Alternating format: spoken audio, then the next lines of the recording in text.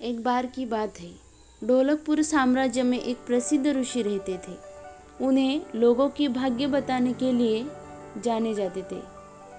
ढोलकपुर साम्राज्य में हर कोई उनके बारे में और उनके भाग्य बताने के कौशल के बारे में जानता था।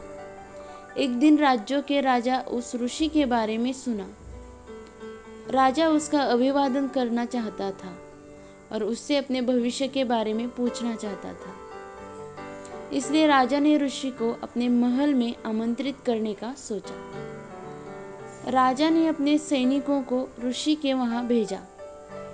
उसे आमंत्रित करने के लिए सिपाही ऋषि के पास गए और ऋषि को अपने महल में राजा के निमंत्रण के बारे में बताया। ऋषि उनके साथ महल में जाने के लिए तैयार हो गया। जब ऋषि आए तो राजा ने उसका अभिवादन किया और उन्हें अपने दरबार में बैठने के लिए कहा।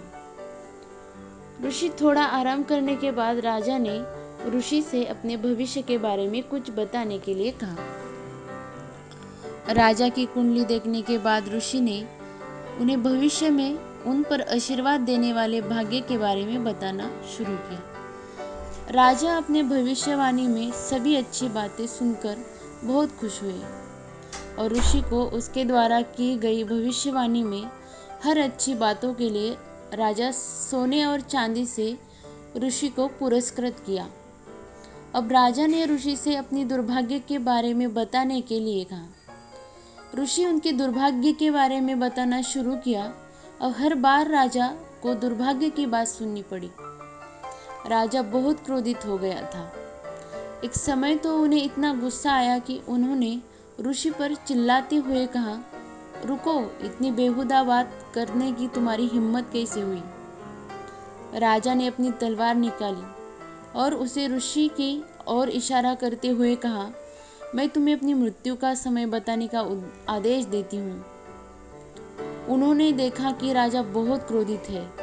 फिर ऋषि और कुछ गणना करने के बाद शांति से उत्तर दिया, मेरी गणना के अनुसार आपकी मृत्यु हमारी मृत्यु से ठीक 1 घंटा बाद होगी। राजा यह सुनकर दंग रह गया और उसे अपनी गलती का एहसास हुआ। उसने अपने दुर्व्यवहार पर शर्मिंदा महसूस किया और ऋषि को अधिक से अधिक धन देकर घर भेज दिया। हमें इस कहानी से शिक्षा मिलती है, अगर हम समझदारी से काम लें तो हम मुश्किल स्थिति से बाहर निकल सकते हैं। ऐसी ही कहानियाँ सुनने के लिए लाइक करें, शेयर करें और सब्सक्राइब करें।